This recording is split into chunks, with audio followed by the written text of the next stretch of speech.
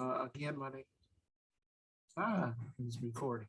Uh, my name is Gene Choi, North Carolina Human Relations Commission. Um, I wanted to let you know that we're here to talk about fair housing when it comes to landlord and tenant property managers.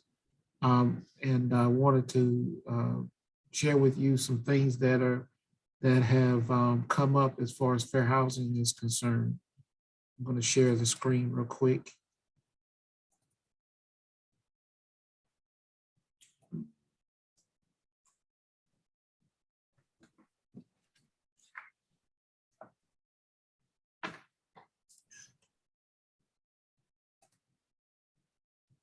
The agenda for today, I'm going to talk to you about a little bit about the history of my office concerning fair housing.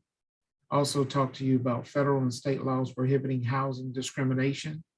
What does the State Fair Housing Act cover? The top 4 types of fair housing discrimination currently happening in the state right now. One is sex discrimination, handicap discrimination when it deals with physical and mental disabilities, race, color, national origin involving criminal records, race, color, national origin discrimination when it deals with coercion, intimidation, threats, and interference. Then I'll talk a little bit about other examples of fair housing discrimination, reasons for fair housing discrimination complaints, tenant selection processes, tenant rules and obligations, the 10 most common fair housing mistakes, practices that are considered to be legal, and basic points to remember.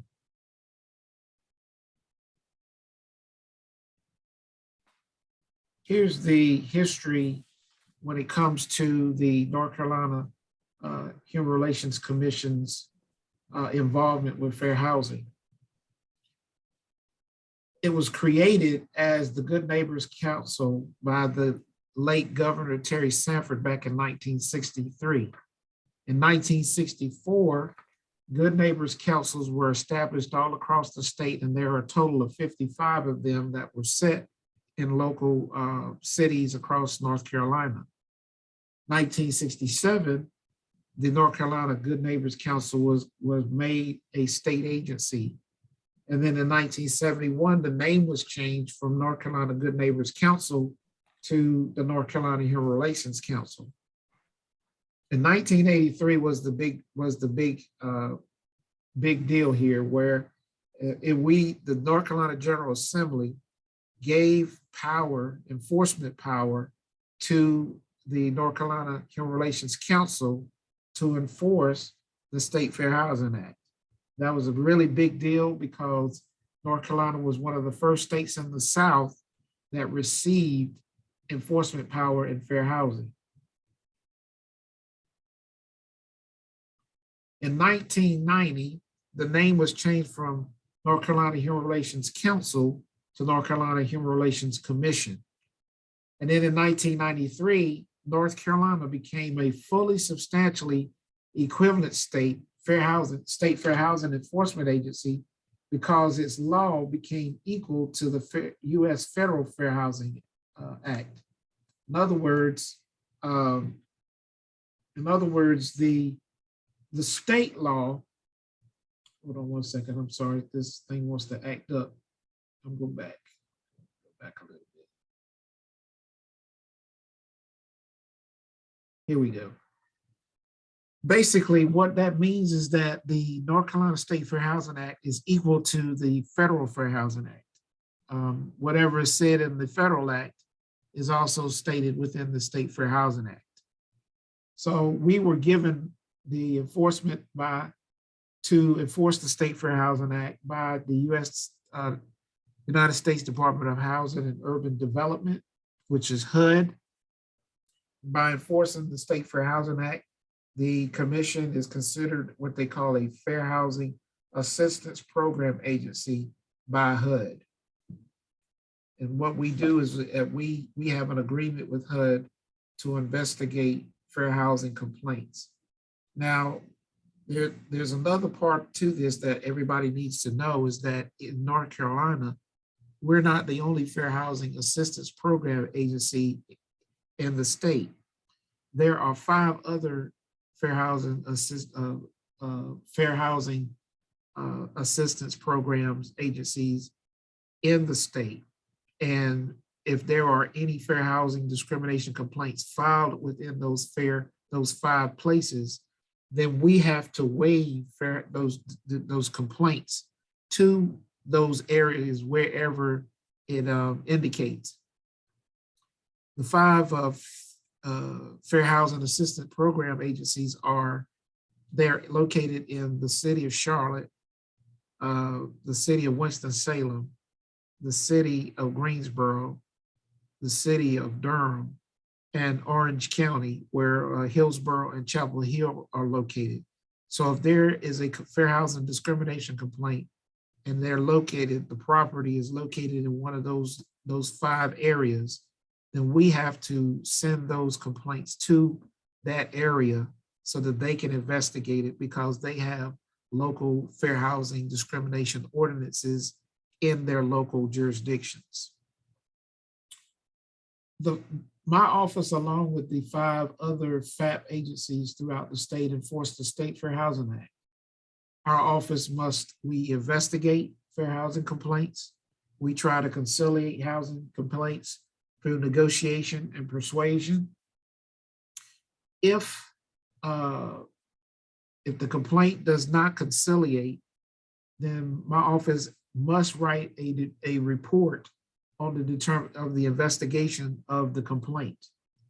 If there is a violation of the Fair Housing Act is found, then my office must initiate a lawsuit in state court or advise the aggrieved parties of their rights to start a private lawsuit. Aggrieved individuals can sue even if my office does not find merit in their case. If we do not find a violation of the Fair Housing Act, then we send what they call a right to sue letter to the person who filed the complaint. And then that right to sue letter allows them to go to court on their own if we find no violation. The other part of my office concerning fair housing is that we have to educate the public on the State Fair Housing Act. Federal and state laws prohibiting housing discrimination. The first law that we have to talk about is the United States Fair Housing Act, Title 8. Notes here, this is a history lesson for all of you, that shortly after the April 4th, 1968 assassination on Dr. Martin Luther King Jr., the Federal Fair Housing Act was passed on April 11th, 1968. Within the law, it prohibits discrimination in a real estate transaction based on race, color, sex, religion, national origin, familial status, which means families with children, or handicap. Another term for handicap is called disability. State laws prohibiting housing discrimination. The North Carolina Fair Housing Act, the State Fair Housing Act, is located in North Carolina General Statutes 41A, Chapter 41A.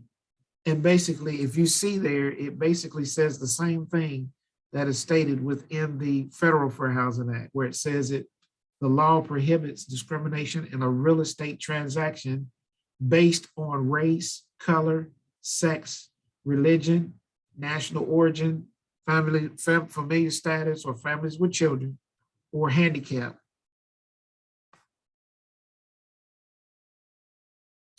Then there is, in the State Fair Housing Act, there is a provision in there that is State Fair Housing Act. There's a state law and not a federal law. It's called the land use provision in the North Carolina State Fair Housing Act. It basically says land use planners such as zoning boards cannot discriminate based on the 7 protected classes, or with some exceptions because a development or plan may contain affordable housing. And this provision is located in the North Carolina General Statutes 41A, 4G. This law was established back in 2010. We do not have a lot of cases like this, but we've had maybe from 2010 until now, we've probably had about 7 cases like this. It's a very rare type of case that's filed with us, but that provision does allow people to file with us under this provision. Additional regulation of fair housing in North Carolina is the real estate licensing law, which is located in Chapter 17 of the General Statutes. The North Carolina Real Estate Commission prohibits licensees from engaging in discriminatory practices in their personal transactions. If you are a real estate agent, you remember that you had to take fair housing training sessions when you were trying to get your license. And that was basically because of the state fair housing law that is in place, that agents need to know what the law is, so that they don't discriminate against anyone based on the 7 protected classes. The following provision must be included in all written agency contracts highlighted as in boldface type. The agent firm shall conduct all brokerage activities in regard to this agreement without respect to the race, color, religion, sex, national origin, handicap, or familial status of any party or prospective party to the agreement.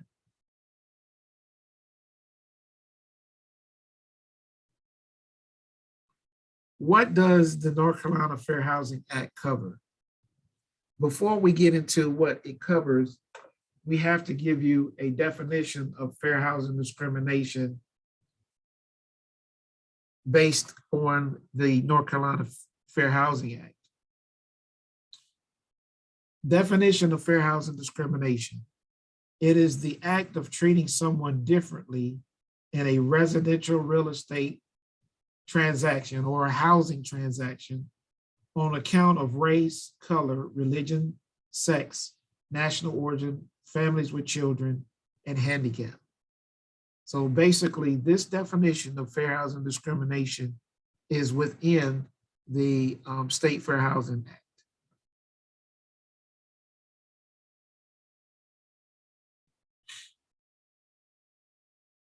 The protected classes, and I've been saying them already, but there are 7 of them. They are, that are in the State Fair Housing Act: race, color, religion, sex, and when we talk about sex, we're including gender, we're including sexual harassment, we're including gender identity, we're including sexual orientation, and we're also including some domestic violence issues. National origin, families with children, which is familiar status, and handicap, and that deals with persons with either a mental and or a physical disability.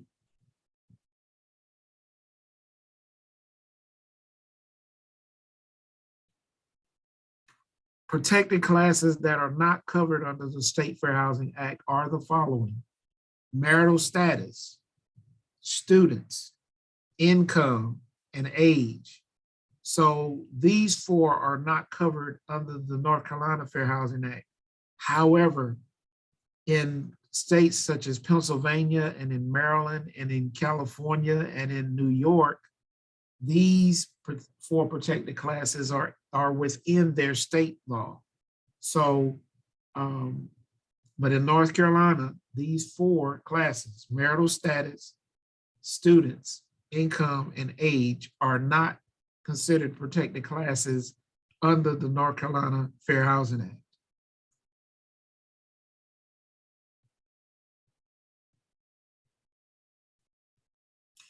Residential real estate transactions under the North Carolina State Fair Housing Act.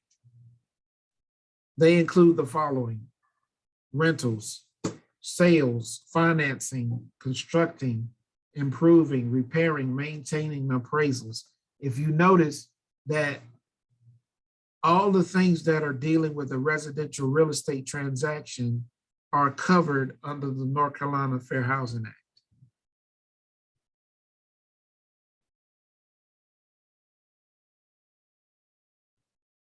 The types of residential real estate housing covered under the state act are the following: houses, apartments, mobile homes for sale or rent, beach rentals, timeshares, vacant lots for residential use only, and campgrounds for residential use only. These are the types of residential real estate housing that is covered under the North Carolina Fair Housing Act.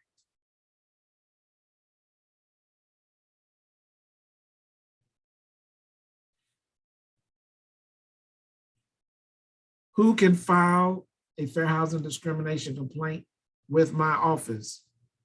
The answer is any person or group who is harmed or about to be harmed by an act of fair housing discrimination. There could be one person that files, there could be two people that file, there could be three people that file, or there could be an organization that could file. Any person or group who feels that they have been harmed or about to be harmed by an act of fair housing discrimination.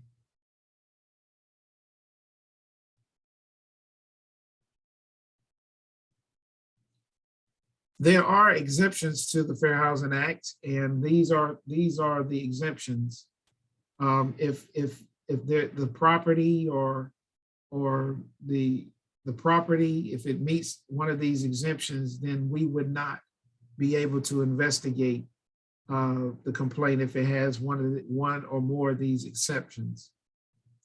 One of the first one basically says an owner of an apartment building containing not more than 4 apartments is exempt in the rental of the apartments, provided the owner occupies one of the apartments as a personal residence. The second exemption is renter of a room or rooms in a private house, not a boarding house, if the person renting the house or member of his or her family resides in the house. A third exemption: religious institutions, charitable or educational organizations, which givers preference to members of the same religion, as long as members in such religion are not restricted by race, color, sex, national origin, handicap status, or familiar status. The next one is private clubs who operate properties for members. Another exemption is single-sex dormitories. And the last exemption is commercial real estate properties, because this law basically deals with residential real estate properties and not commercial properties.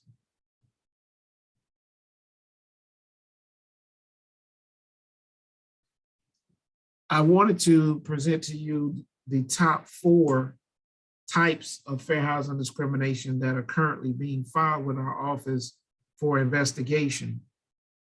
One of the first types of fair housing discrimination that's being filed is sex discrimination, which includes gender, gender identity, sexual orientation, and sexual harassment. First, let's deal with the gender discrimination. Gender discrimination in housing is prohibited by state and federal law. It occurs when a housing provider treats men and or women differently. And the ban on discrimination is based on gender identity and sexual orientation. Examples of gender discrimination: a housing provider only wanting to speak to a man and not a woman, or a housing provider only wanting to speak to a woman and not a man. Refusing to rent to a lesbian, gay, bisexual, transgender plus individual. Refusing to make repairs in an apartment of an LGBT plus individual who requested the repairs. Coercing, harassing, threatening, intimidating a same-sex couple who are living together. These would be considered gender discrimination type complaints.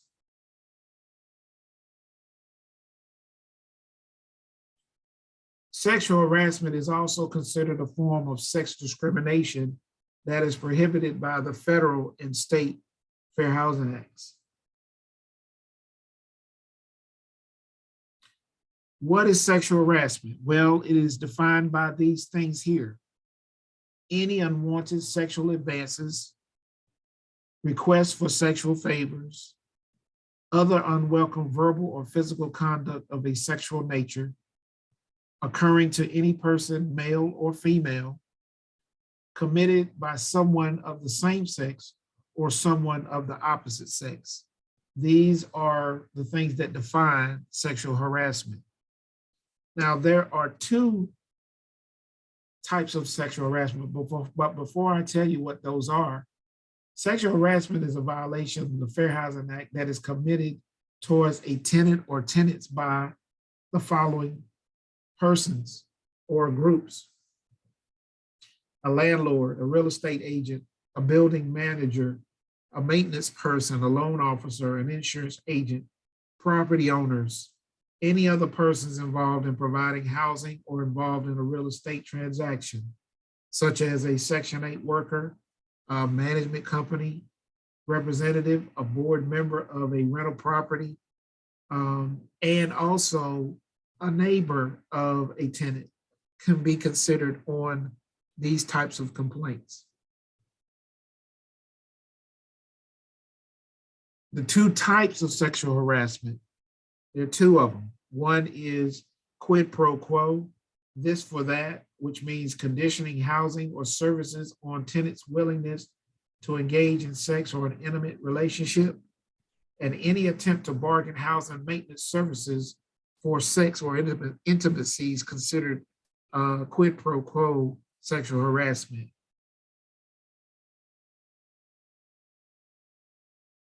The second type is hostile environment. It is continuous negative acts or statements based on a person's sex and or sexual activity. Unwelcome conduct because of sex that is sufficiently severe or persuasive as to interfere with a person's ability to obtain, maintain, or use and enjoy housing or housing-related services would be considered hostile environment sexual harassment. It violates the Fair Housing Act, even if there's no eviction, increase in rent, withholding of repairs, or similar act. But the sexual act has occurred, it still can be considered sexual harassment in hostile environment. And a single incident, if severe enough, can create a hostile environment. And I want to let you know that even though people thought that sexual harassment is over with, we've had a couple of cases recently where we have found that the property owner did sexually harass the tenants, and we've had to conciliate those cases, and you know, because there was enough evidence to support the fact that those persons were being sexually harassed by the property owners. And so even though you may think that there's no kinds of discrimination in this type of field, there you could be sadly mistaken, because we are still investigating these types of cases to this day. The second type of fair housing discrimination is handicap or disability discrimination. It deals with persons with either a mental or a physical disability. Before we speak about the law part of it, we need to at least give you the definition when it comes to what is a handicapped person under the State Fair Housing Act. The definition basically states, with respect to a person, a physical or mental impairment which substantially limits one or more major life activities. It also says a record of such an impairment, and it also says a person being regarded as having such an impairment. Now, let me go back a little bit to the first one here. It says a physical or mental impairment which substantially limits one or more major life activities. What are the major life activities, you may ask? These are some of them that are listed here. Self-care, manual tasks, walking, breathing, seeing, hearing, speaking, learning, working.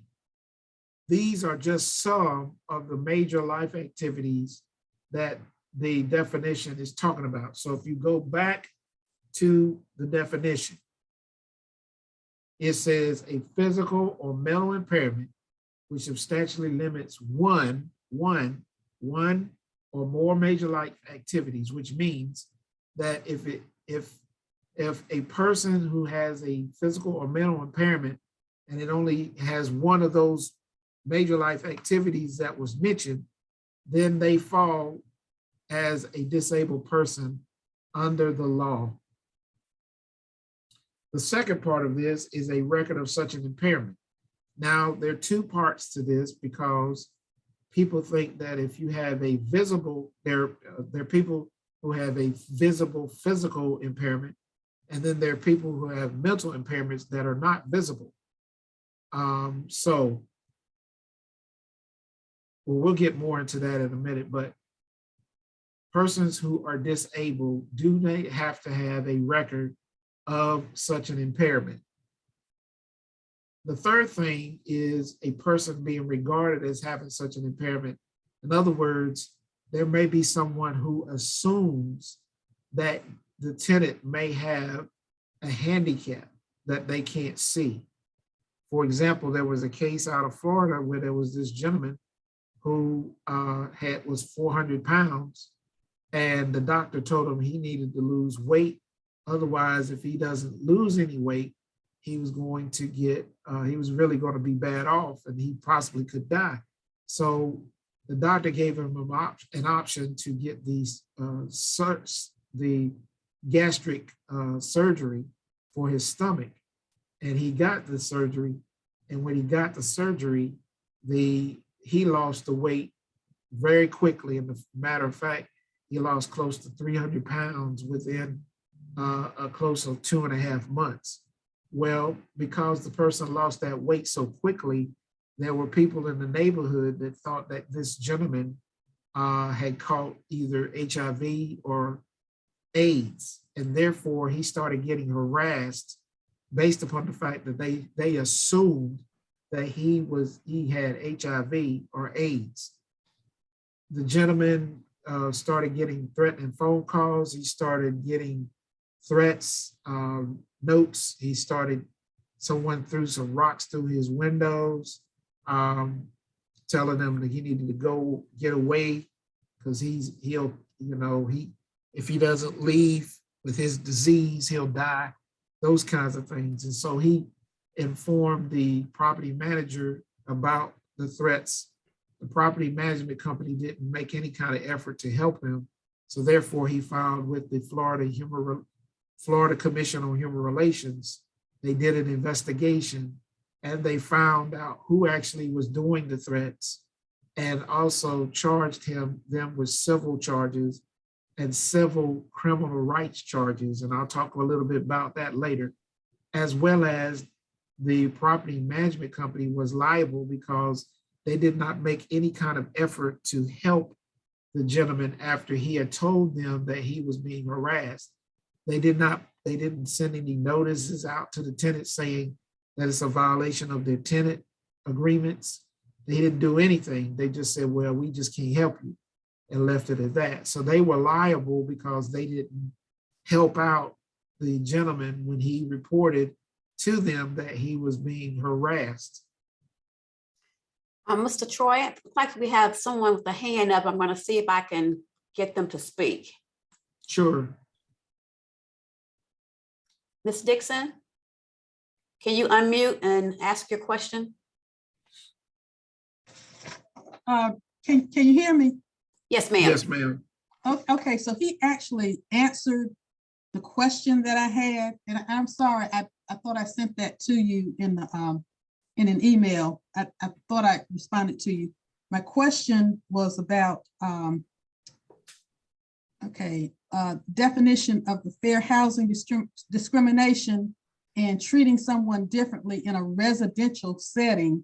And my question was about in commercial development, but you answered that in your presentation. So I thank you so much. And this is really, really great Thank you. information. Appreciate Thank you so much. that.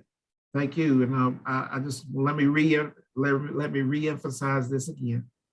This law, the North Carolina Fair Housing Act, is a residential real estate transaction law. It is not a commercial real estate property law. So anything that deals with a residential real estate transaction is covered under the North Carolina State Fair Housing Act. Someone, Ms. Dixon, you have your hand up again? Or is that just from the last one? Okay. I'm sorry. I keep hitting. I'm going to put my mouse away so that I won't hit it. I'm so sorry. I don't mean. That's all right. That's all right. We're here to answer as many questions as we can.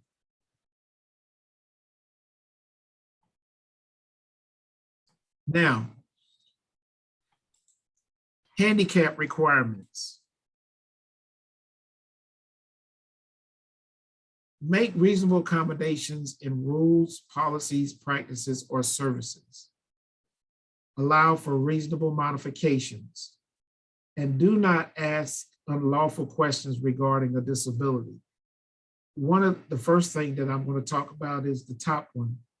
Basically, if the tenant makes a reasonable accommodation request and they have the proper documentation to support the request, then it is up to the property management or the property owner to make the reasonable accommodations and make them either in your rules, either in your policies, either in your practices, or either in your services. Allow for reasonable modifications. Same here. If a tenant has provided a reasonable modification request and they have provided the necessary documentation, then you have to allow them to be able to make the reasonable modification to the property. And we'll talk a little bit about that in a minute too. And then the third one says, do not ask unlawful questions regarding a disability. In other words, if you were to ask them what is your disability? That person is definitely going to assume that because they'll tell you what their disability is, then you are trying to discriminate against them because they may have a disability.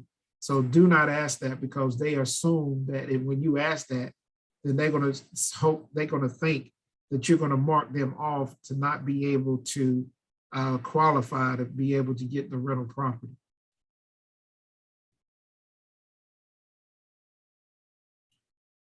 What is reasonable accommodations under the North Carolina Fair Housing Act? Again, it basically talks about a change in rules, policies, practices, or services when the person is asked for a reasonable accommodation. They've made a request. The reasonable accommodation should involve minimal or no expense, and the reasonable requests that are necessary to a disabled person's full enjoyment of housing must be granted, especially if they have the necessary documentation to support the need for the reasonable accommodation. Now, reasonable accommodations as it relates to service animals. Service animal or animals or animal. Let me give you something here to hopefully help you. First of all, it is defined by the Americans with Disabilities Act, or ADA, that two specific animals are considered service animals: dogs and miniature ponies. That's under the Americans with Disabilities Act. However, under the Fair Housing Act and under the new January 28, 2020 HUD Fair Housing Guidelines, a dog is the only animal that is defined as a service animal. And let me repeat that. Under the HUD, under the Federal Fair Housing Act, and under the State Fair Housing Act, under the guidelines provided by HUD in January 28, 2020, a dog is the only animal that is defined as a service animal.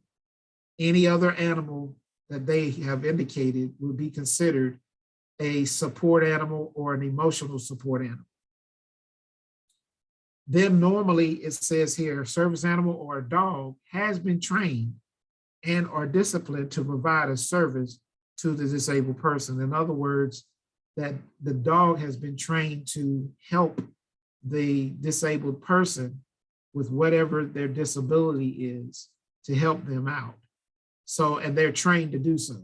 A service animal is trained to do that, to help out the disabled person.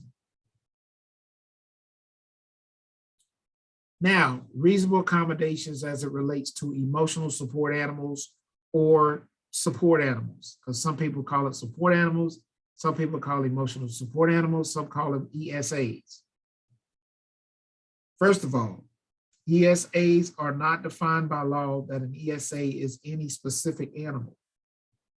ESAs can be any animal. Examples are dog, cat, parrot, chicken, pig, gerbil, snake, and in the pictures, a peacock, a rabbit, a mallard, a gerbil, a spider, a monkey. Now, ESAs or emotional support animals or support animals have not been trained, are not disciplined, and they are only to provide the disabled person support emotionally. Okay? Now, under the new guidelines that were issued by HUD in January 2020, it divides assistance and support service animals and support animals, including ESAs, into three categories, three different classes.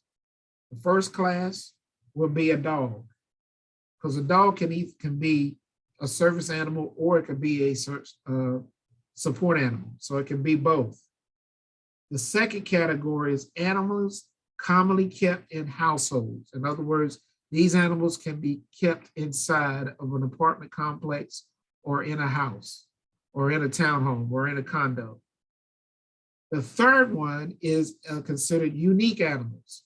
And I'm going to be explaining what it is between the animals commonly kept in households and unique animals. Common household animals. They're small, they're domesticated animals that are traditionally kept in the home.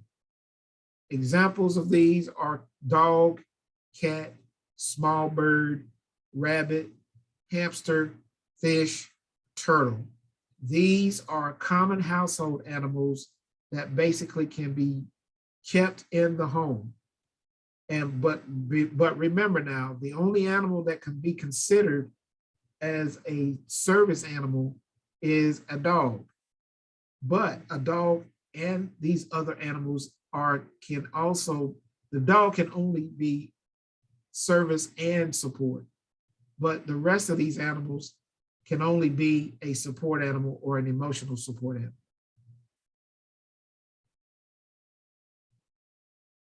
Unique animals. Now, the question is, these animals can be considered a support animal or an emotional support animal.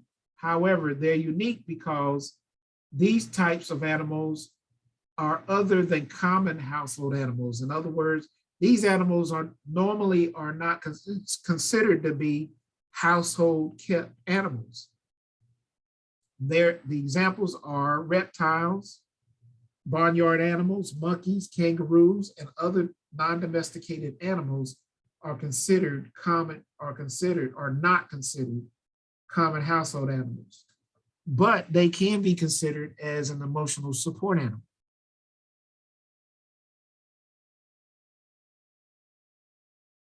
The difference between household animals versus unique animals.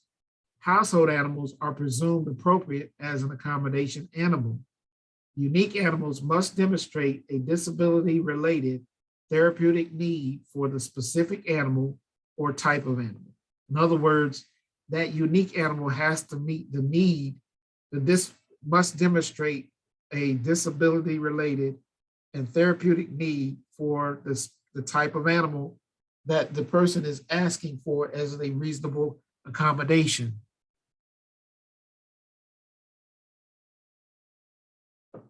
Documentation for accommodation animals should be from a licensed medical professional. Look at that again. It says should be from a licensed medical professional. In other words, a licensed medical professional cannot just be only a doctor only.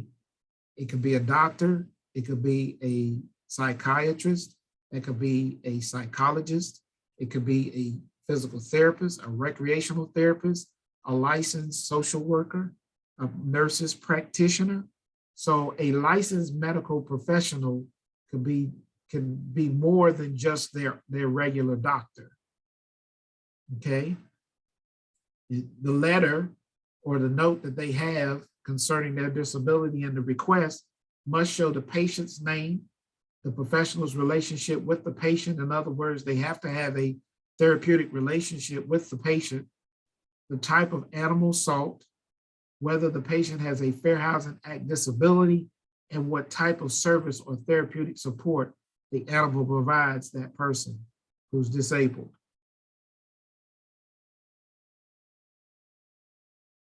Requirements for the resident. They must make the request, but it does not have to be in writing. A lot of people make the mistake that they say that they have to have it in writing, but it doesn't. However, we suggest that you request whenever a person does make a reasonable accommodation, that you tell them to put it in writing and send it to you so that you can have evidence that they are asking for a reasonable accommodation request.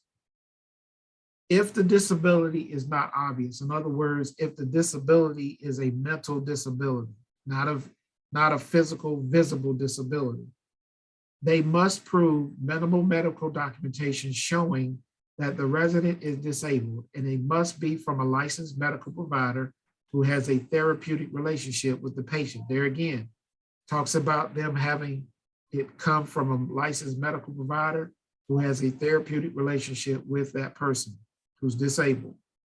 Now, this thing is very, very important. You need to know this. Certificates and or doctor's letters purchased on the internet are not accepted. Again, let me say this again. Certificates and doctor's letters purchased on the internet are not accepted. Reason being is because these types of certificates and doctor's letters that we have found show that there have not been a therapeutic relationship between the person who is creating those letters or certificates and the person who has the disability. The key is that they have to have a therapeutic relationship with the person who's disabled. In other words, they have to, the medical professional has to be seeing them has to have a background, a history with that doctor or that medical professional for years, instead of a one-time thing on the internet. They must demonstrate that the requested accommodation is related to the treatment or the nexus, the relationship between the disability and the reasonable accommodation request for the service animal or support animal. And then the last thing, it can't pose a danger to persons or property. In other words, the animal cannot pose a threat to any other persons, any other tenants, neighbors, or property. Documentation for unique animals. All of the above information that I just told you is required for the reasonable accommodation request and the letter from the licensed medical professional. The date of the last consultation with the patient needs to be placed on that letter. Any unique circumstances justifying the particular need for the individual animal or the type of animal. and whether the healthcare professional has a reliable information about the specific animal, or if the specific, or if they specifically recommend that this type of animal is needed for the disabled person. So basically it's saying that unique animals cannot necessarily be in the household. They can be outside, but they cannot be in the household unless they have a specific need that they can provide to the disabled person that is needed, that needs it. Case in point, there was a case we had a long time ago where there was a child that had autism, and one of the things is that they had a pig, and the reason why they had the pig was the pig basically knew or kind of comforted the kid, and whenever the kid had fits, that pig would go over to the kid and basically rub itself against the kid to try to calm that kid down from his autism when they have those fits. The landlord person said, no, we can't have a pig in the house. However, based upon this provision, he was allowed to have the pig in because it provided a specific need for that autistic child. And therefore, the landlord had to allow him to have that pig inside of the home because the doctor explained, or the medical professional explained, the specific need that the pig provided for the autistic child.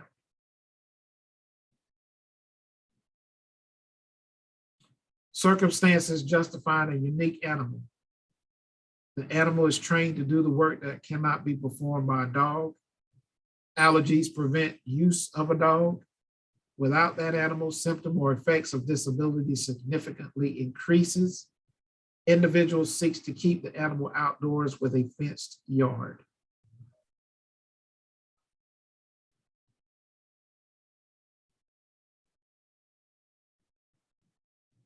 Examples of reasonable accommodations: assisting a mentally impaired person in filling out paperwork, allowing a homeowner resident to have a breed restricted dog as a service animal for their physical disability or a support animal for their mental disability.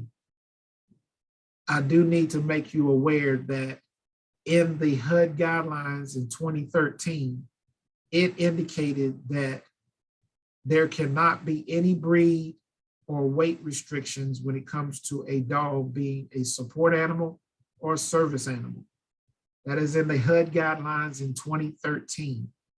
So therefore, if there is a place that is saying they have a breed restriction or a weight restriction, but they ask for that reasonable accommodation, and the breed or the weight is different than what the restriction is, and they have the necessary documentation to support it, then that homeowner, that property owner, that property management company must provide that reasonable accommodation to allow that dog that is on the breed restriction list to be that support animal or service animal for that person who's disabled and asking for the reasonable accommodation request. Communicating with a deaf person in writing or in sign language, allowing a blind person to have a service dog despite a no pets policy, because this is the issue. Although the service dog is an animal and the animal can be considered a pet, however, if it is considered as a service animal, is no longer considered to be a pet. Therefore, you cannot charge a pet fee for a person who has a service animal or emotional support animal.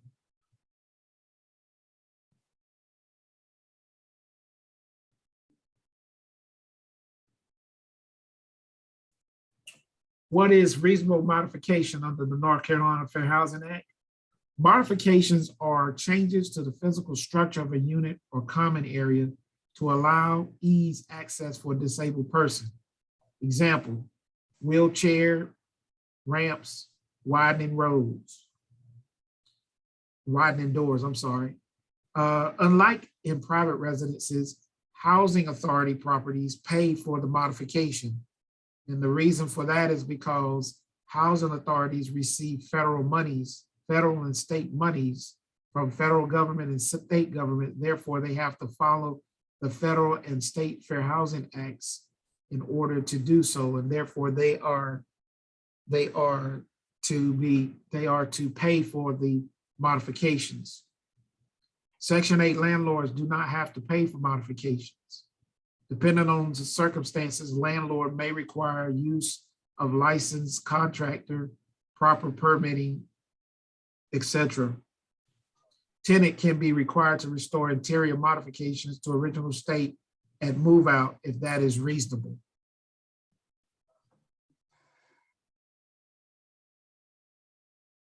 Requirements for the housing provider.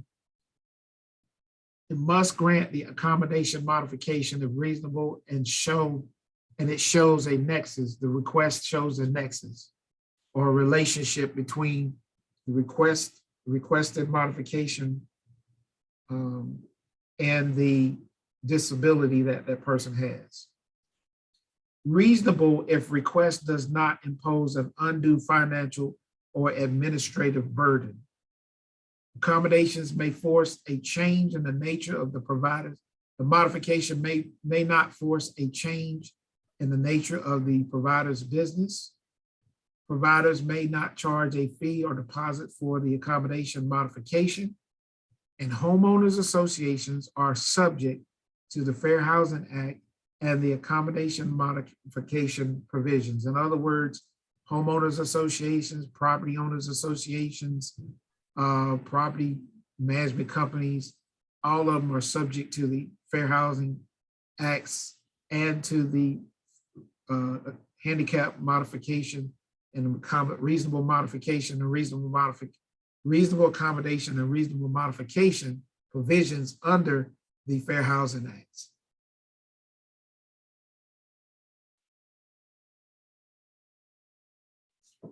Another part of this is of the Fair Housing Act is the Fair Housing Design and Construction requirements. They are for residential real estate housing. The Fair Housing Design and Construction requirements are mandatory for all buildings of more than 4 housing units built for first occupancy after 1991.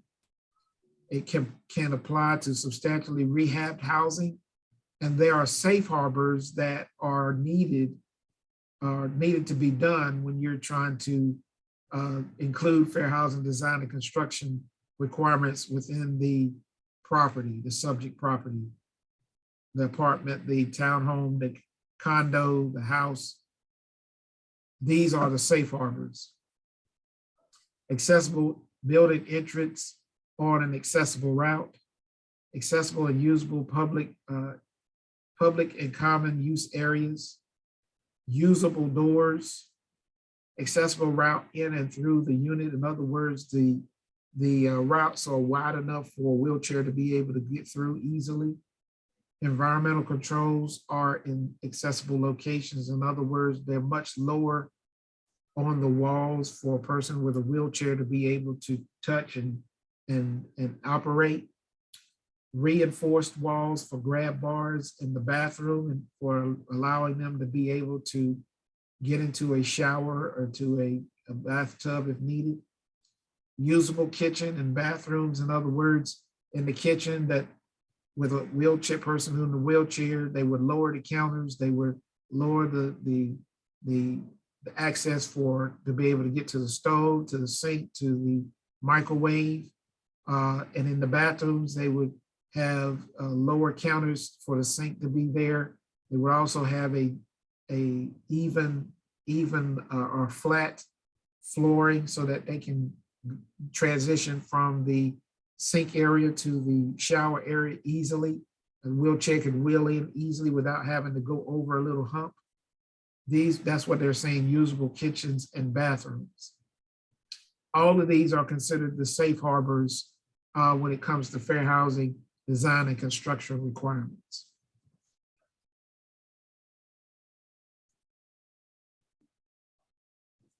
Examples of reasonable modifications: installation of grab bars in a bathroom shower, accepting disability income as equivalent to a job or savings, allowing a resident homeowner to have a pool in the backyard as physical therapy for a person who has mobility issues, allowing a homeowner resident to build and have a ramp in the front entrance for a wheelchair bound or mobility impaired disabled person. These are just examples of reasonable modifications.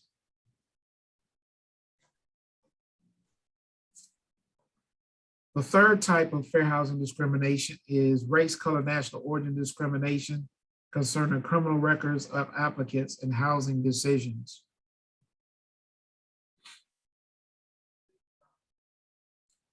U.S. on June 25th, 2015, the U.S. Supreme Court upheld the application of disparate impact under the Federal Fair Housing Act.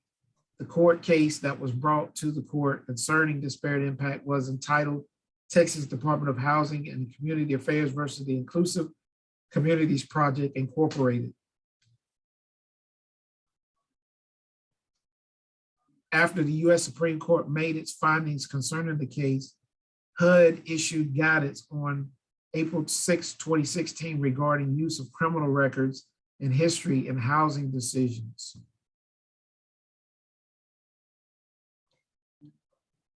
It basically said that use of criminal records and housing denials is discriminatory. In other words, if a property manager or a property company or a landlord says, well, that person who applied, they have a criminal history, I'm going to deny them because of their criminal history.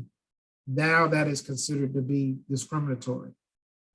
National statistics provide grounds for HUD to investigate complaints challenging criminal history policies.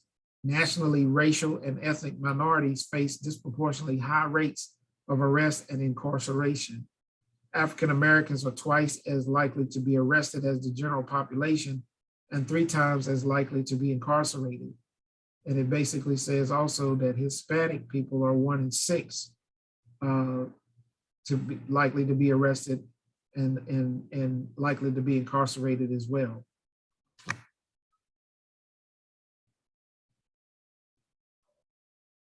Policies with disparate impact can be legal. Basically, it's talking about a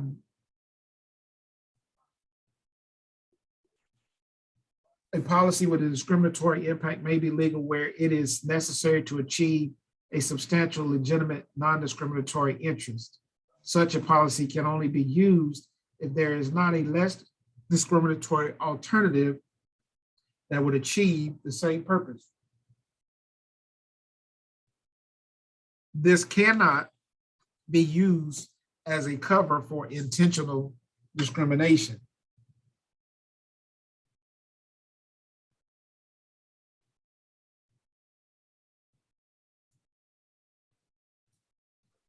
Criminal history is a legitimate interest for landlords. In other words, landlords use the criminal history to look at a person who applies for an apartment, townhome, condo. They look at it, but what HUD is saying now that landlords and property managers, they have to look more into the criminal history. What it basically, HUD is basically saying is that there has to be some distinction in the criminal history and a reason that is within the criminal history that will disqualify them to be an applicant. For example, well, this is what we basically suggest for all of property managers and landlords or property owners that are renting property, is that you have to take a look at the criminal history of the person who applies. Look at that history to see whether that person has any felonies, and if they have felonies, that they have been convicted of the felonies. Basically, you can't go off arrest records anymore. You have to look at whether, first of all, if the criminal charges, they've been arrested for felonies, for a felony or felonies. And then if the person has been convicted of the felony or felonies that they've been charged with. If the person has been charged with a felony, but they have either had the charges dismissed or they have not gone to court yet, then that person is still eligible for qualification to rent the property. It is until that person is convicted of the felony charge is when that person is disqualified to rent the property. Now, it says here the Federal and State Fair Housing Act specifically recognize conduct causing a danger to others or to property or current drug use as reasons to deny or terminate tenancies. In other words, like I said earlier, if it's a felony, such as felony assault, felony, murder, attempt to kill, those kinds of things, and they have been convicted of those, then you can say that they have been disqualified as an applicant. But if those felonies are on there as charges, but they have not been convicted of those charges, then the person, or their charges have been dismissed, then the person is eligible for qualification to rent the property. It's not to say that they can get it, but they are qualified for it at least. Former drug use by persons currently in recovery is protected as a disability. It's covered under the handicap disability. Criminal record policies must be based on rational consideration of each person's record. In other words, you can't have a blanket policy saying that all of these are going to be are making them not qualified. You have to look at each criminal record of each individual that applies to see and look at their criminal record to see whether there's been a felony or felonies and whether they have been convicted of those felonies.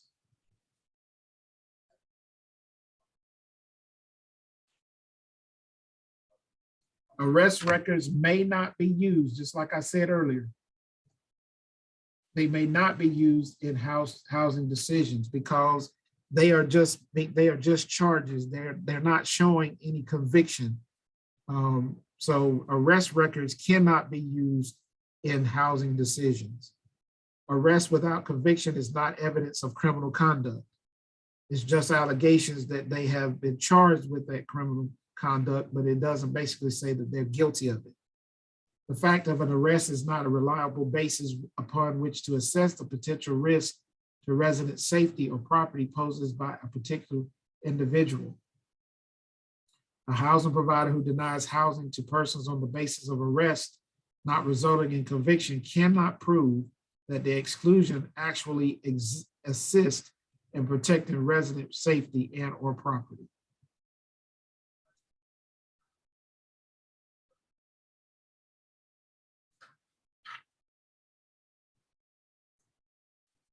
Another part of this is convictions are sufficient evidence of criminal conduct. Blanket exclusion of any person with convictions is not allowed. Notice that is in bold persons. HUD is very, very clear to that. Blanket exclusion of any person with conviction is not allowed. The housing provider must still show that the particular convictions justify excluding that person. The housing provider must consider whether the conviction occurred, when the conviction occurred, what the underlying conduct was, and what the person's subsequent conduct and history have been. Now, you as the housing provider also need to look at when did the conviction occur. We have suggested, what I mean by we, the North Carolina Human Relations Commission has suggested that whenever you look at a person's criminal history and they have convictions on their criminal history and they've been convicted in their criminal history, that you look at it to see whether that has been within a 7-year time frame. And if it is within that 7-year time frame, then the person is not qualified. And let me give you an example. For example, we're now in 2022. So anything between 2022 and 2015, if he was convicted within 2015 to 2022, convicted of a felony and they apply for an apartment with you, then they will not be qualified because it is within the 7-year time frame that HUD is talking about in these guidelines. However, say a person, that same man, he was convicted. He was convicted 20 years ago. He was convicted of a felony assault and battery 20 years ago. And he applies for an apartment there and he hasn't had any other felony convictions on his criminal record.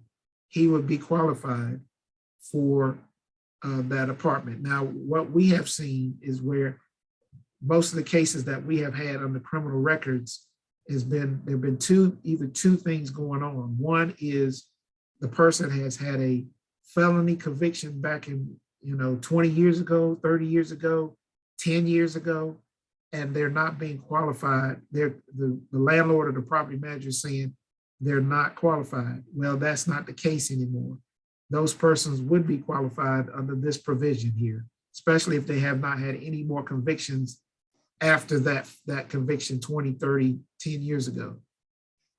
The second thing is the landlord or the property management company did a criminal history background check on the person who has a generic name such as John R. Smith.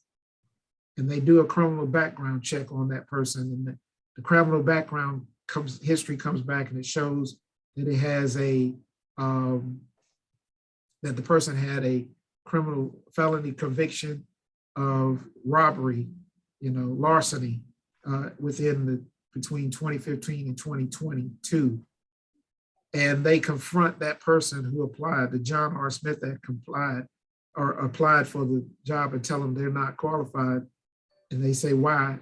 They tell them why, because of the conviction. And the person says, that's not me. I did not commit a crime between 2015 and 2022. And then the property manager or the landlord realizes that the information that they got from the third party was the wrong information on that John R. Smith. The John Richard Smith that applied is not the John Richard Smith that is within that the criminal history states.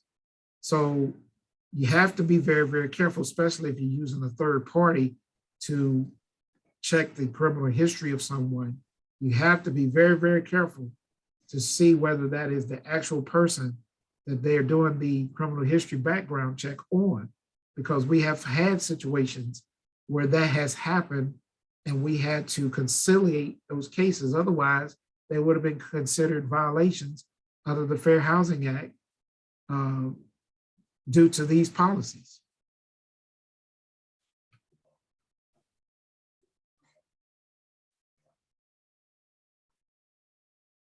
There are two exemptions to this policy. And I'm going to give them to you. The first example to this criminal records guidelines for HUD is sex offender. Regardless of whether it's been 7, 10, 5, 1 year, if a person has been under a sex offender, then that policy does not apply here. The other person that it wouldn't qualify would be a person who has either sale, use, and manufactured drugs and have convictions on those use of drugs or manufacturing or selling of drugs. These two are the only exceptions to the HUD guidelines when it comes to criminal records policy. Any other situation is covered under this criminal records policy that I basically told you about. Mr. Troy, so I have two questions from one of our attendees. So they're asking, how did you come up with the 7 years as a guideline? And okay, go ahead. And then can a landlord use observed behavior as reasons to disqualify an applicant? For instance, they see an applicant seen dealing drugs or assaulting someone but has not been arrested. if they have witnessed it, yes, they can go ahead and get evict them. If they're seeing them selling drugs, that kind of thing, then they can do that. The 7-year time frame was a time frame that was in a court case out of New Orleans. New Orleans was challenged as far as the time frame.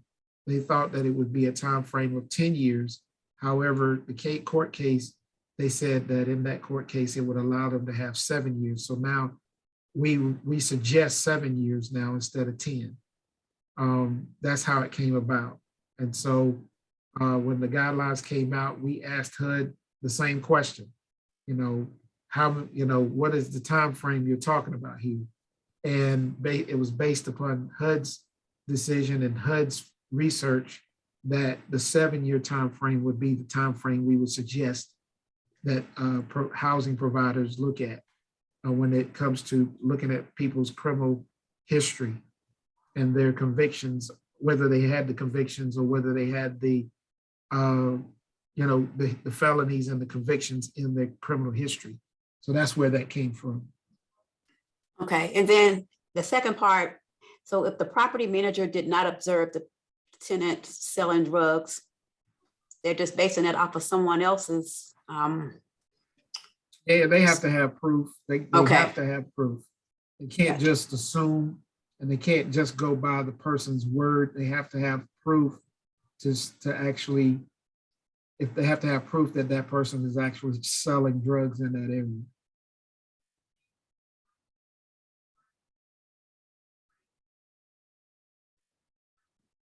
Does that answer the question?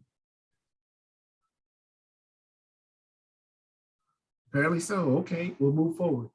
All right. Race, color, national origin, discrimination, dealing with coercion, intimidation, threats, and interference. HUD and my office have noticed a rise in fair housing cases that involve race, color, national origin discrimination, dealing with coercion, intimidation, threats, interference, and retaliation since 2018. What is fair housing, racial, color, national origin discrimination, dealing with coercion, intimidation, threats, interference, and or retaliation in fair housing? Well, first of all, it's stated within the federal and state laws that says that this type of thing cannot occur in a real estate transaction. The federal law is basically at US Code 3617. And then the North Carolina General Statute is Chapter 41A4E. Basically, both of them say it deals with coercion, intimidation, threats, interference, and or retaliation towards persons of race, color, national origin.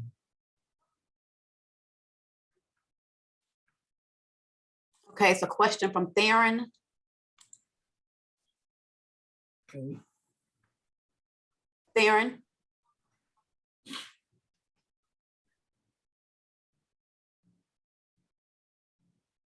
Theron, can you unmute and ask your question?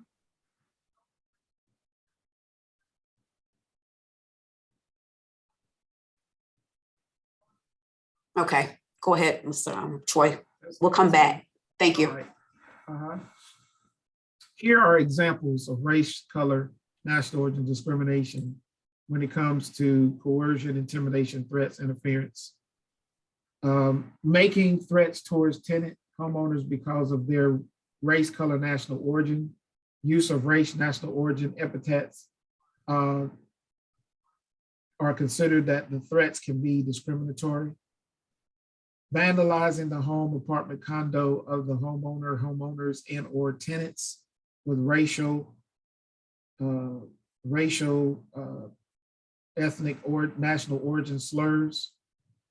Homeowners associations, and others that have power over housing terms and conditions using discriminatory language towards persons based on their protected classes, race, color, national origin can constitute a violation. The more these types of incidents occur, the more likely they are to constitute a violation. Now, the reason why we're talking about this type of these types of cases is because we've had a couple of cases recently where they have been found in violation of the Fair Housing Act. Let me tell you this too. This type of discrimination dealing with coercion, intimidation, threats, and interference is a violation of the State and Fair Housing Acts. And if it is committed towards a tenant or tenants or a homeowner or homeowners from or by another tenant, landlord, property manager, real estate agent, building manager, maintenance person, loan officer, property owner, property owners, homeowners association board members, or neighbors. If it is by any of these types of people, is covered under the Fair Housing Act, whether it be federal or state. Now, I do want to share with you this note, that property managers, landlords, board members, trustees over a rental property may be held responsible for not helping a tenant who is being coerced, threatened, intimidated, or receive interference by another tenant, neighbor, employee, and or board member of the homeowners association. Homeowners that are neighbors and have been found to coerce, harass, threaten, intimidate, and or interfere with the victim's enjoyment of their home may be held responsible for their actions and could face civil and or civil rights criminal charges. Remember, I told you about that handicap case where the person received civil rights criminal charges. There was a case out in the eastern part of the state just recently where there was a Black family in there was a building that had two apartments connected. One apartment was on one end, the other second apartment was on the opposite end. In one apartment, there was a family, a Black family that was living there, and on the opposite end of that, in that second apartment was a white male. The white male began harassing, threatening, and intimidating the Black female because they were Black. The reason why we know this is because he made racial slurs. He threatened them on numerous occasions. He pulled out a machete on the wife on one occasion. And then when the family decided to move out of the apartment, he came out with a double barrel shotgun to try to shoot them and kill them. They got in their car, they hurried off. The guy followed them in a truck with his shotgun to try to see if he could kill them. Fortunately, he was not able to get to them, to the family, but they filed a complaint, fair housing discrimination complaint under this provision.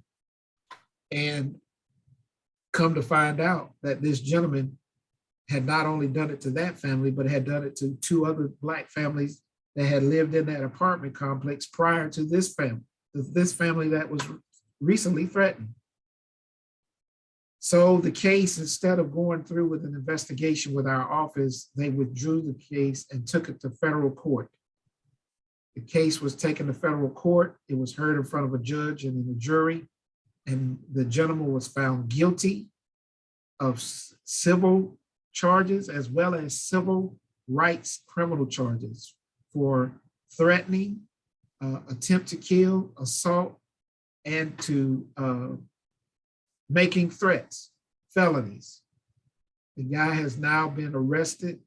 It's been placed in jail. He's supposed to be in jail for at least 8 to 9 years, and he has to pay a restitution fee of $250,000, all because he was harassing, threatening, intimidating, and against this Black family. So if you think this is not happening, it is happening. This only happened 2 years ago. And the court case, no, it happened 3.5 years ago. The court case just went down a year ago. So if you think this type of thing is not happening, guess again, it is happening in North Carolina.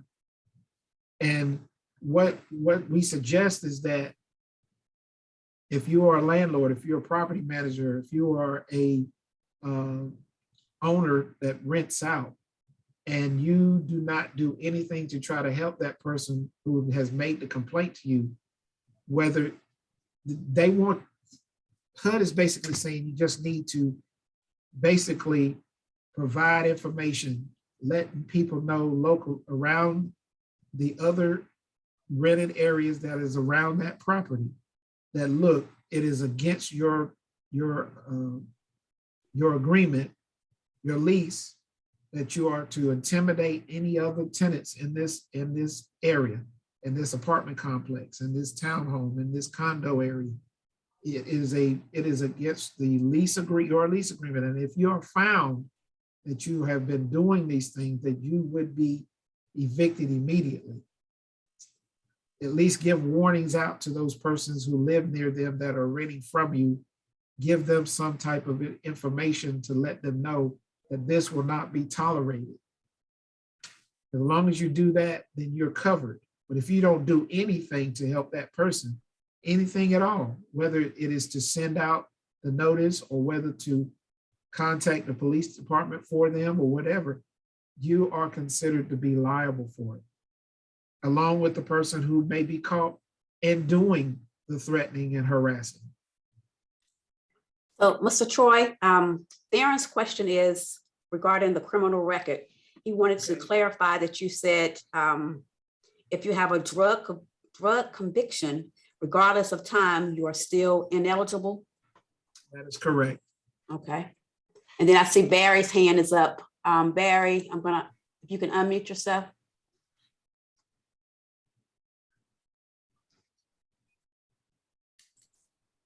Barry? Can you hear me, Sherry? Yes. Yes. Yes, thanks. The last topic you were discussing, I had a question about it, and I was really hot on the burner, and I didn't jot it down. I'm sorry for taking up your time, Mr. Troy. If I think of it, I'll send it to Sherry in the chat. Okay. Let me clarify something real quick, because there is a provision in there that says that if a person has been a drug user, however, they are being rehabbed from the drugs that they have done, then, and they can provide that note to the person to the property management company that, or landlord or property owner that they're trying to rent from, and they can provide that letter from the appropriate people that they are in rehab, then they are covered, and they also are qualified based upon the fact that they may be Black. Like I said, they may be Black, but they have had drug use and that they are rehabbing from the drug use. They qualify. And the reason why they qualify is because they are being covered by not only the race provision, race class, protected class, but also the handicap protected class, because being rehabbed from drug use is a major life activity that is covered under the handicap protected class.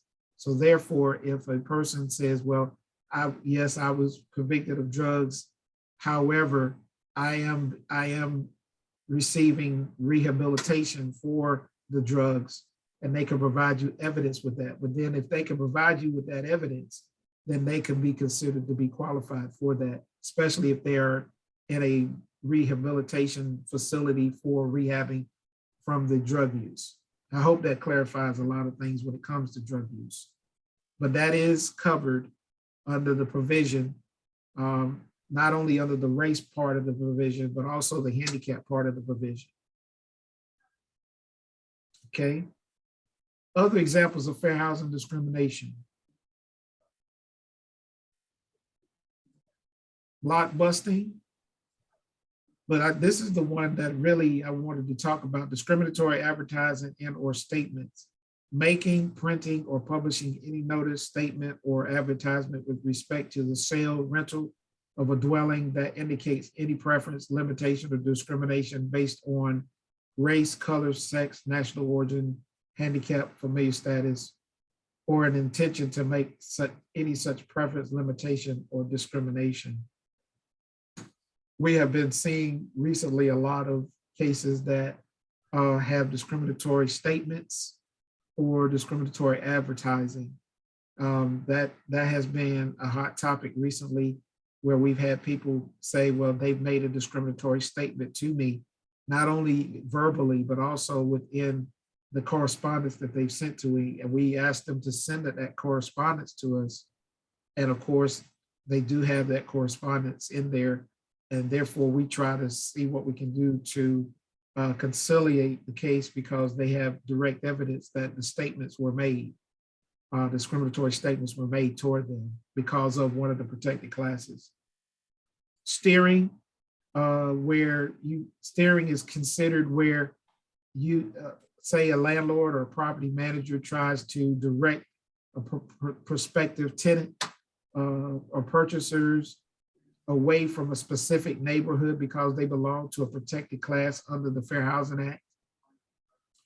Of course, illegal financing, redlining, failure to grant reasonable accommodations or modifications to disabled residents, quid pro quo sexual harassment, hostile environment sexual harassment. Those are just the types of other examples of discriminatory housing practices that we do investigate. We also investigate discrimination towards families with children, where property managers and or landlords refuse to allow families with children to rent their properties based upon the fact that they have a single lady with 3 children. They say, no, we're not going to have that because we don't allow families with children here. Well, that's against the law unless it's a specific, unless it's a specific senior citizen center or home apartment complex, then all places should allow families with children to stay in apartments, townhomes, condos, houses. So that's covered under the law. So Mr. Troy, Barry remembered his question.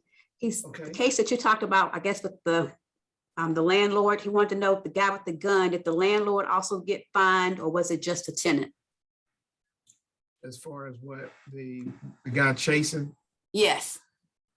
The landlord is getting ready to be sued civilly because they allowed that person to intimidate the 3 families.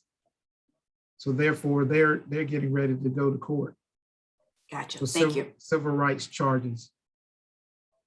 Because they allowed that person to, first of all, they allowed that person to have a gun there.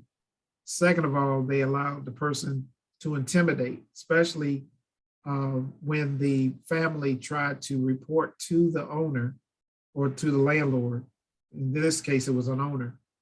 They reported to the owner that the person who was staying in the white male that was staying in that apartment was threatening them on numerous occasions, that was making racial slurs on numerous occasions. The owner did not do anything. As a matter of fact, the owner tried to evict the Black family based upon some false statements that the white male made towards the Black family. So they're getting ready to go to court, not only for civil charges, but also civil rights charges. Thank you. Okay.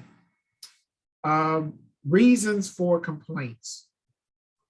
These are the 3 main reasons that we have found why people file complaints with our office. 1, it could be discourteous treatment.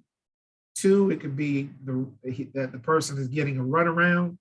Or 3, that they are receiving they feel like they're receiving differential treatment. Tenant selection process. No written or verbal ad about refusal to rent because of race, sex, religion, national origin, color, handicap, or familial status.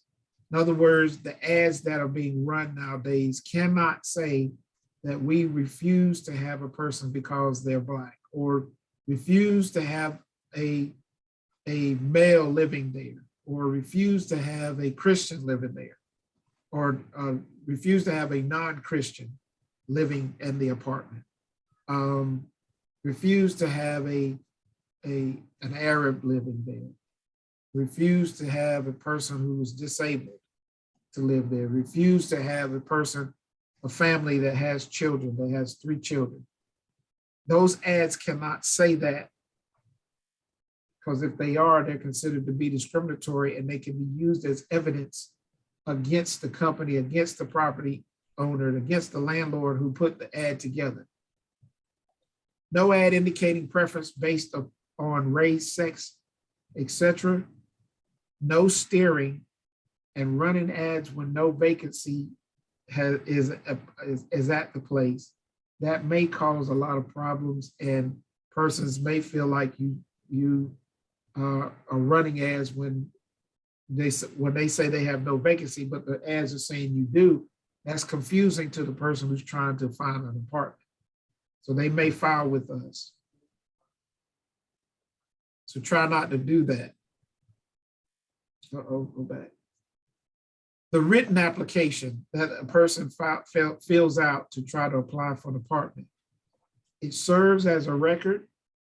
It is illegal to keep record of tenants' race unless required by federal government for subsidized housing. And you should offer assistance to non-readers. Now, we suggest to all property managers and landlords that if you have an application, a written application for people, or a computer generated application, please don't mark on those applications, because if someone was to file a complaint against you and you put some marks on those written applications or the computer generated applications, we're going to ask you basically, what is that marking about? And we're going to try to get to the bottom of what the markings are. So it's best that you don't write on those applications. If you have to write something on a sticky pad, or write something on a blank sheet of paper that is related to the application that you need to put down. If it's necessary for you to put something down about the application, don't put it on the application, put it on a blank sheet of paper and attach it to that application. Interviewing applicants. Treat all applicants the same. Offer written applications to everyone. Ask relevant questions. Ask the same questions to all applicants, and avoid questions about applicants' personal beliefs. And the reason why we say that or suggest that is because most people assume that if you're asking them about personal things such as religion or political things, that those things may disqualify them from apply for getting the property that they're trying to rent from a property management company, the landlord, or the property owner. Rejecting applicants. Tell all rejected applicants that they are rejected. Make a written notation of the reason for the rejection. Tell applicants the real reason for the rejection, preferably in writing. Now, I know that sounds crazy, but we have had situations where we have people who file with us and they say, well, the reason I was told that I didn't get the apartment was because of my income. But then when we get in contact with the property owner or for the property management company or the landlord, they say, no, that's not the reason. The reason is that we disqualified them and didn't accept them is because of their criminal history. Now, then that's going to raise for us a red flag, because you told the person one thing, but you're telling me something different. We're going to want to know what is the real reason. So in order to not confuse anybody, you basically tell the rejected applicant the true reason why they were rejected, and also write it down within your files that you have as to the real reason why the person was rejected. And then on top of that, make sure that you put it in writing to the person who applied for the apartment, and send that written notice to them so that they can have it in writing, and that they can make sure that they actually know why they were rejected. Because like I said earlier, we've had situations where they were told one thing, but then we found out later that they were rejected for a different reason. And that different reason was being used as a pretext to discriminate against that person. They just didn't want that person there because they were Black, or because they were gay, or they had a disability that they didn't want to deal with. So that's what you have to do. Make sure that you make a written notation of the reason for the rejection. Tell the applicants the real reason, and preferably make sure that they have it in writing. Credit checks for references. Use them for everyone or no one. Be consistent in using credit checks and references, and have written standards for judging credit ratings. Waiting lists. Don't say you have a waiting list if you do not have a waiting list. We've had situations where someone has filed a complaint and we're told they had a waiting list. We get information, we get to interview the person, and then we contact the property management company. We say, okay, we need for you to send us a copy of your wait list. Oh, well, we don't have a wait list. Well, there's a problem right there. So if you don't have a wait list, don't tell anybody you have a wait list, okay? Racial quotas. Rent to all qualified applicants on a first come, first served basis, unless you have a waiting list. Maintaining only a specific percentage of minorities is illegal. Changes in rent. Rent specials. Problem could arise if a tenant finds out another tenant got a better deal. Late rent payments. Be consistent. If you're going to accept late rent from some, be prepared to accept late rent from all.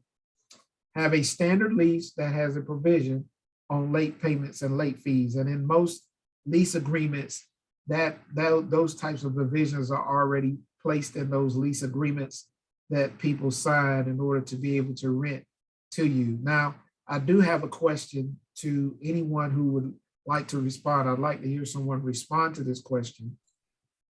Say there's a person who applies, who's a tenant, and they receive a disability check, but their disability check doesn't come until the 15th of each month. However, what has been happening is that the property management company has been giving that person late fees because it is not with the money doesn't come in between the 1st and the 5th of the month. So therefore they're receiving the late fees. Could you provide them with a reasonable accommodation to allow them to pay on the 15th with an added 5 days? So that means they should pay you by the 20th.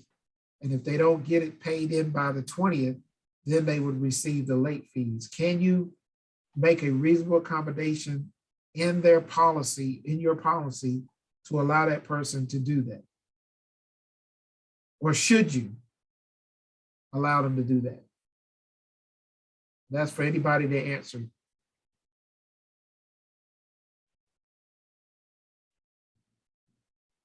Well, Mr. Troy, based on what you've put here on the screen, it looks like that if you start accepting late payments, that you have to start making provisions for others who may also need to make those late payments. But you talked about a disability check. That sounds like a person that may need some type of handicap accommodation or something like that. But late payments seem to be a kind of a situation that if you start doing it for one, you got to do it for others.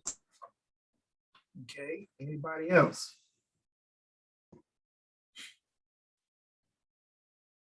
Okay, so I also think that in terms of the lease for that specific tenant, the lease should specify when the payments are due and when the late payment would come into effect.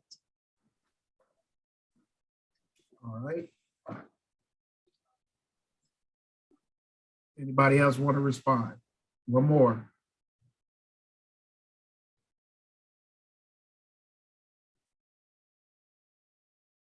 Anybody else? Okay.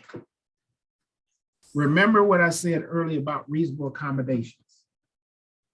Reasonable accommodations is to make a change in a rule, policy, practice, or service in order for that person to be able to use and enjoy the place that they're renting.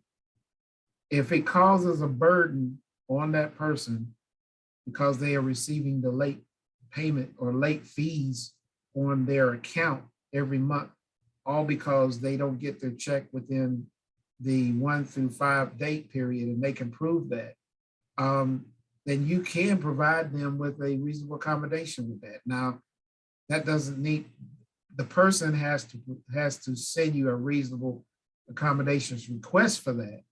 But I just wanted to let you know that if a person does ask you that request, and they have the necessary documentation to support it, then under the handicap guidelines, you should be able to do that. Now, the reason why I gave that example is because we've had cases where that has occurred, and we indicated to the person who was charging the late fee that, look, this is the only income that they're getting. And for you to charge late fees for them, and they realize that, but they also know that they don't get it to a certain date, that it would help them tremendously to make that request, make that a reasonable accommodation. They would no longer get the late fees, therefore they wouldn't be behind on their rent. So I'm just letting you know that you do have that option if someone was to come up and ask you a reasonable accommodations request for that, okay?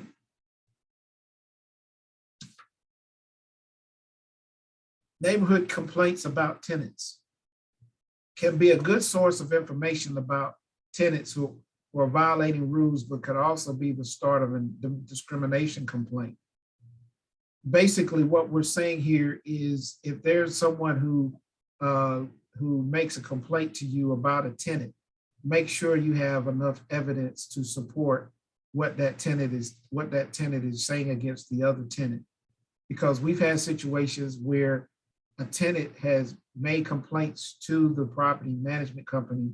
The property management company, based only on the word of the tenant, that the person was doing whatever they were doing that was violating the rules. But in actuality, we find out within our investigation that that person was not doing what the complainer was saying, and the complainer was making the complaint up and was doing it pretextual because they wanted that person out based upon one of the protected classes that's under the Fair Housing Act.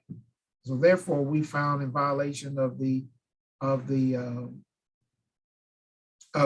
tenant, and we found in violation of the property management because they didn't do their due diligence in doing an investigation as to whether the person who was being complained about was actually doing what the complainer said they were doing. Investigate complaints from tenants. Ask for details from complaining party.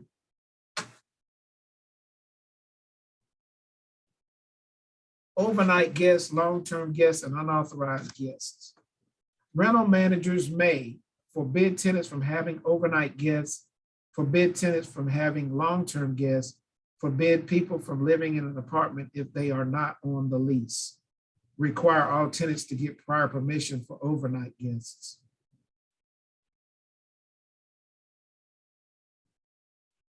Be consistent when enforcing the overnight guest rule. Investigate complaints, don't snoop, ask the tenant, then observe if necessary. Evictions, how to keep tenants from complaining. First of all, give an oral and or written warnings before evicting, and place a document in their file. Now, whenever we say an oral warning, we suggest that you write down the date, the time, and the information concerning the oral warning that you gave to the tenant, so that that could be placed in their file. Because if that person filed with us, we would ask you, did you ever give them any kind of any warnings? And we would want to get a copy of that information, and that would cover you in the fact that you did. You say yes, and here's this documentation to support the fact that we did give them an oral warning or a written warning. And go back again. It says give tenant the true reason for the eviction. And we, like I said earlier, make sure that reason is in writing. Keys to protecting yourself: a complaint is filed. Be consistent, be fair warning, be straightforward with the person, and make sure that you document your work. Make sure you document everything that you have done when it comes to concerning the person, the tenant that you're dealing with. So, Mr. Troy, your statement about landlords forbidding tenants overnight guests, can you, I'm confused about that. Can you give more information, please? Yeah, their landlords can forbid them from having overnight guests. Well, what has happened recently is that landlords have drawn up some type of how can I say it? They've drawn up some forms that basically say if a person is to stay overnight, how many days they can stay. You know, this is the amount of days they can stay. They can't stay there permanently, that kind of thing. They have these agreements where the tenants have signed that if they have overnight guests, then they can stay only for a certain period. That's what I was saying, that they can forbid overnight guests. They can't forbid them from actually staying there as an overnight guest, but they can limit the time frame as to how long they can stay there. Okay, thank you. I hope that answers the question. Yes, thank you. Okay. All tenant rules should be clear in writing and distributed to all tenants. Handling maintenance and repair requests. Follow regular procedure for responding to a work order. Follow procedure for work orders addressing health and safety issues in all cases regardless of health condition of resident. If a delay in service is expected, inform the resident of the reason for the delay, and respond in order of request unless in cases that need emergency attention. Now, the reason why we're saying this is because sometimes whenever somebody feels like that they have been receiving differential treatment, they'll mention that they made some maintenance repairs requests, and such who is a woman, she's getting hers done, but as a man, they're not doing mine. Why is she getting hers done? But when I do my request, they take their time and they go over there real quick to get hers done. And they real slow when it comes to my repair requests. That's terms and conditions, differential treatment that may be where somebody files with us. So we have to look into whether those maintenance and repair requests are being done and done in a timely frame, or if not, why was it not done in a timely frame?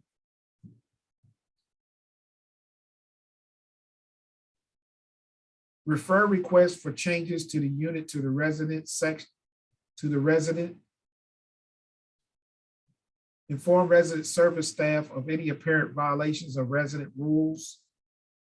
Treat all residents the same and make sure that they document their work when they do the maintenance work and repair work.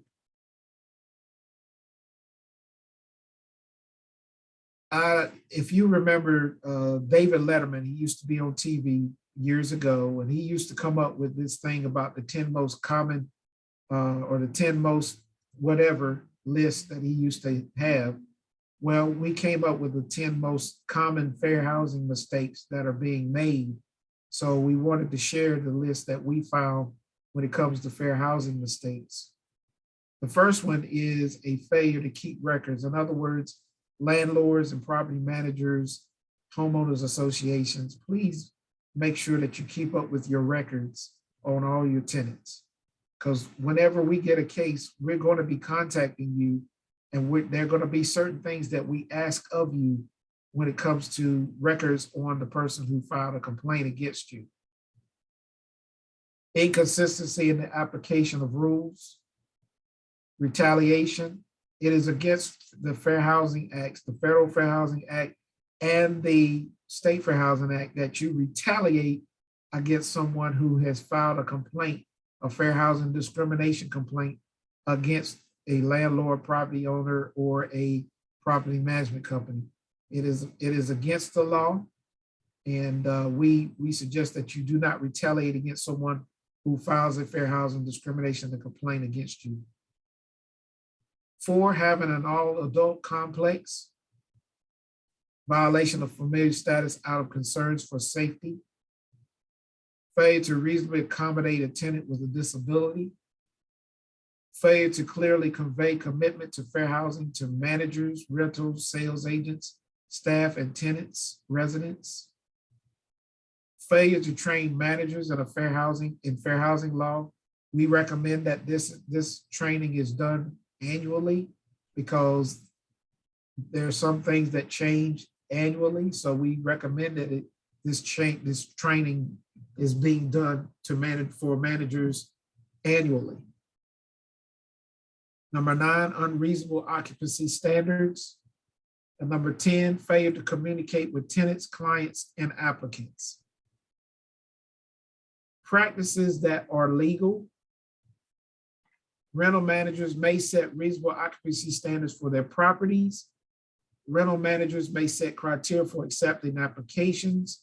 Rental managers may set tenant rules for their properties, and rental managers may evict rule violators. Basic points to remember: you may not evict or refuse to rent to someone because of their race, color, sex, religion, national origin, handicap, or familiar status. You may not treat any applicant or resident differently from others because of race, color, sex, religion, national origin, handicap, or familiar status. Tenants with handicaps are entitled to reasonable accommodations, modifications to lessen the effects of their disabilities so they can fully enjoy their housing. Be consistent in your dealings with applicants and tenants.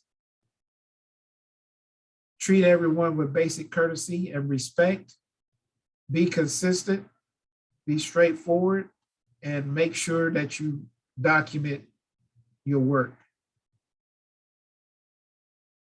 If in doubt about the appropriate way to handle a situation, you can contact the North Carolina Human Relations Commission's office, and you can speak to Richard Bolden, who is our attorney. You can contact me. You can call us to see what it is that the law says concerning the situation, and we can let you know whether it is covered by the law or not covered by the law. That ends the PowerPoint presentation. Just wanted to let you know that that's it. If you have any additional questions, we can answer now. Well, actually, it's only 3 minutes late, 3 minutes to go, but if you got questions, I can try to answer them as quickly as possible. I had one person to ask if they could get a copy of your PowerPoint. Yes, they would need to send me an email. Let me give you my email address. Is Gene, Gene .Troy, TROY, at O as in orange, H as in hello, A as in apple. Oh, no, I'm sorry, OAH. Instead, it's O as in orange, A as in apple, H as in hello, .nc.gov. So it's Gene.Troy at oah.nc.gov. And you can ask for that you had the training today and that you would like to get a copy of the PowerPoint presentation. Any other questions?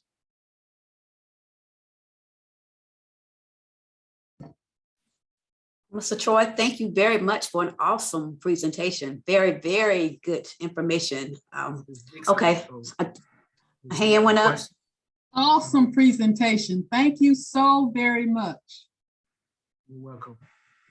And that's Councilwoman Jean Dixon. She serves on the city council here with the city of Kannapolis. So thank you for attending, Councilwoman Dixon. Oh, okay. Oh, thank you. Thank you for this opportunity. Any other questions from anyone? Okay. If not, if you have questions later, you might want to send them to Ms. Gordon, and also you can send them to me. But I appreciate your time. I appreciate the opportunity to present this information. And I hope that this information was very, very helpful with assisting you in dealing with fair housing situations that you may have in your places. Thank you very, very much. Thank you, sir.